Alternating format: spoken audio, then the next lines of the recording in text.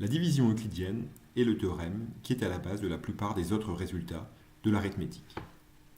Elle dit que si je prends n et p deux entiers relatifs, avec p non nul, il existe un unique couple QR d'entiers relatifs tel que n égale pq plus r, et r est positif ou nul, et r est inférieur strict à la valeur absolue de p.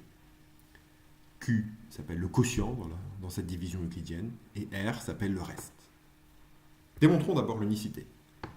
De façon très classique, je vais considérer deux couples QR et Q'R' qui vérifient les conditions de la division euclidienne, donc telles que n égale PQ plus R, n égale PQ' plus R', avec Q et Q' dans Z, et R' qui sont tous les deux positifs ou nuls, et inférieurs stricts à la valeur absolue de P.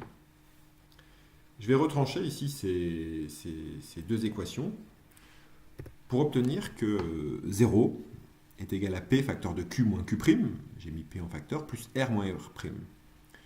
Ce que je vais réécrire pour que ce soit un petit peu plus facile à traiter pour nous sous la forme R' moins R égale P facteur de Q moins Q'. Maintenant, du fait que R et R' sont tous les deux positifs ou nuls et inférieurs stricts à valeur absolue de P, il est facile de prouver, ça se voit d'ailleurs très bien sur la droite réelle, qu'en valeur absolue, R' moins R est inférieur strict à valeur absolue de P. Et donc j'ai cette équation. J'ai que R' moins R en valeur absolue est inférieur strict à valeur absolue de P, d'une part, et ça c'est égal à un multiple de P, P facteur de Q moins Q'. Donc j'ai un multiple de P qui en valeur absolue est inférieur strict à la valeur absolue de P. Ça c'est possible simplement si ce multiple de P c'est 0. Et donc ça veut bien dire que j'ai Q moins Q' égale 0, c'est-à-dire Q égale Q', d'où je déduis facilement que R égale R'. L'unicité dans la division euclidienne est démontrée. Démontrons maintenant l'existence.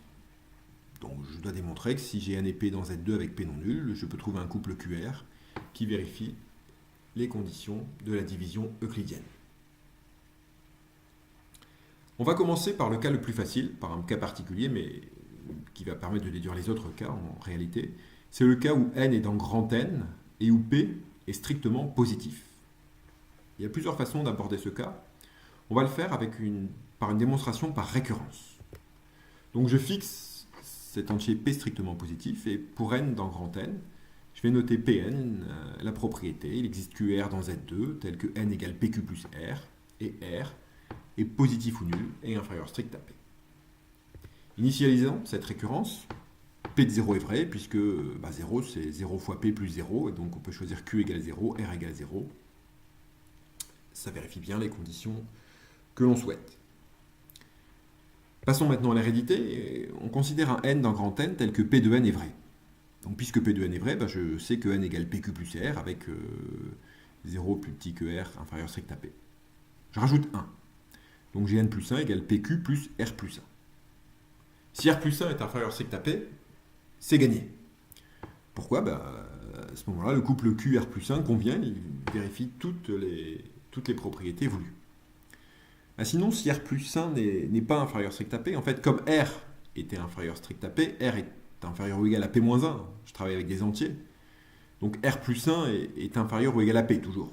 Donc si c'est pas inférieur strict à P, mais que c'est inférieur ou égal à P, c'est que R plus 1 est égal à P. Et donc, je peux écrire que N plus 1, c'est PQ plus R plus 1, mais en fait PQ plus P. Je mets P en facteur, ça fait P facteur de Q plus 1, plus 0. Et donc cette fois, c'est le couple Q plus 1, 0 qui convient.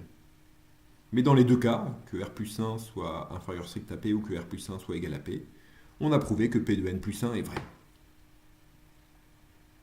Donc, conclusion, par le principe de récurrence, P de N est vrai pour tout N dans grand N. Alors voici ce qu'on a démontré pour l'instant. On a démontré que si N était dans grand N et P strictement positif, il y a un couple QR de Z2 tel que N égale PQ plus R, et R est positif et inférieur strict à valeur absolue de P, en fait P ici. Alors traitons maintenant les autres cas. On commence par toujours supposer que P est strictement positif, mais par supposer que N est négatif. Alors, si N est négatif, moins N est positif, et je peux faire la division euclidienne de moins N par P.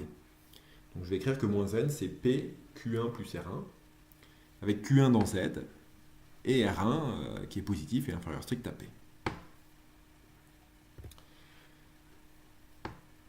Mais je multiplie par moins 1 maintenant pour retourner à n. Donc j'ai n qui est égal à p facteur de moins q1 plus moins r1. Alors ça ressemble à une division euclidienne, ça.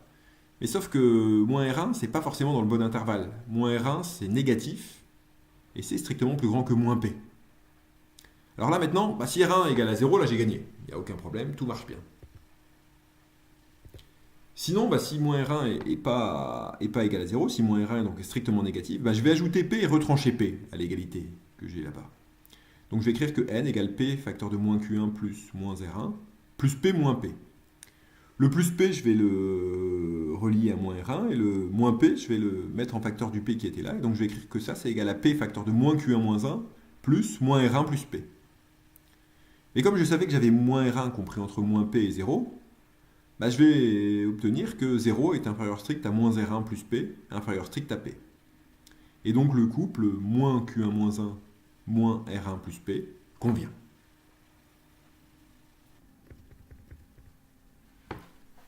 Il reste à traiter le dernier cas, celui où n est dans z et où p est strictement négatif. On va faire le même genre de magouille. On va cette fois faire la division euclidienne de moins n par moins p. Donc on va écrire n égale moins p q1 plus r1 avec q1 dans z et r1 qui est positif et inférieur strict à moins p. Moins p, cette fois, c'est la valeur absolue de p, puisque p est négatif. Donc en multipliant par moins 1, on a n égale pq1 plus moins r1. Mais moins r1 n'est pas forcément dans l'intervalle qui nous intéresse, puisque moins r1 est négatif et est strictement plus grand que moins valeur absolue de p, c'est-à-dire p.